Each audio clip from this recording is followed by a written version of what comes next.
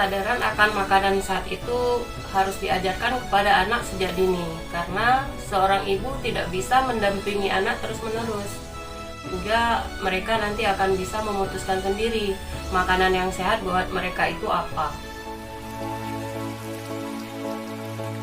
Matahari bersinar, air jernih mengalir, tanah subur terbentang, anugerah Tuhan yang esa.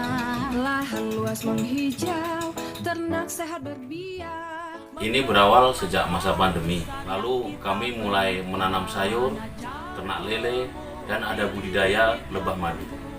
Dan ternyata lahan perumahan komplek yang sangat terbatas bisa juga untuk kami berkebun.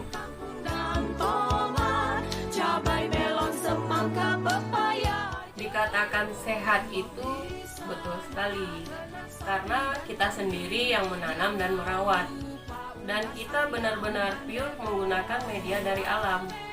Kayak kita punya supermarket sendiri di rumah, jadi mau apa tinggal ketik.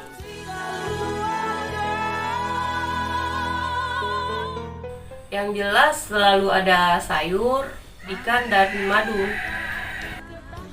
Konsep saya sebenarnya lebih ke bagaimana kita mengikuti ekosistem lele dan sayur serta sayur untuk lebah. Jadi semua saling berkaitan. Serta tanaman di sini tidak monokultur sehingga mau masak apa bisa bergantian biar tidak bosan.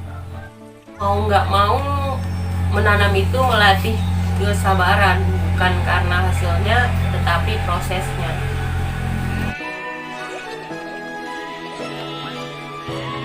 Ini adalah semaian pokcoy yang kita siapkan untuk nanti kita tanam setelah panen.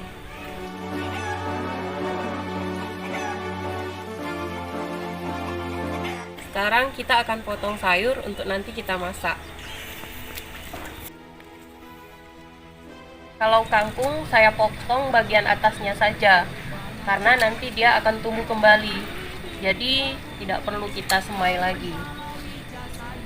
Harapan serta komitmen kami ini bukan tren di saat pandemi aja, tetapi bisa melanjutkan ini meskipun nanti kita sibuk dengan rutinitas sehari-hari.